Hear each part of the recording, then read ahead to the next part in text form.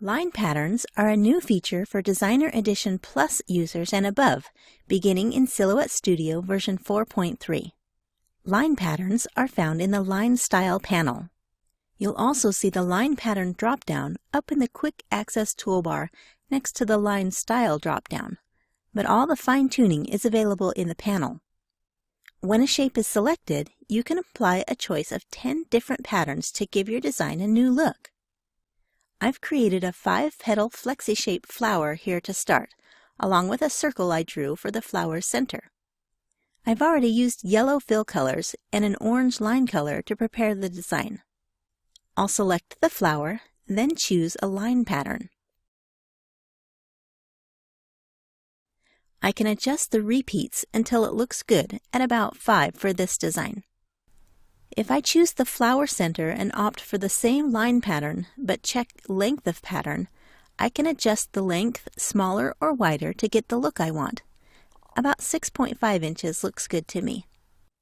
You can see how this flower has more visual interest than the same design with an even line thickness.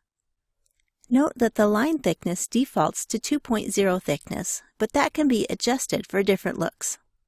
If you want to make this a print and cut, turn on the registration marks and go to the Send panel for a final adjustment. If we zoom in closely, you'll see that the default Cut setting will cut at the center of each line, ignoring the pattern we applied. Simply select the shapes and choose Cut Edge so it will cut the outer edge of the selected shapes. Keep in mind that you need to have a fill color applied for this to work well. You can use these new line patterns on a variety of designs, whether those are shapes you draw with your drawing tools or designs you purchase from the design store. I'll show you a few more comparisons of before and after line patterns are applied. This was a single-stroke sketch file where I added this line pattern and used length of pattern to fine-tune it. Here's another single-stroke sketch flower design.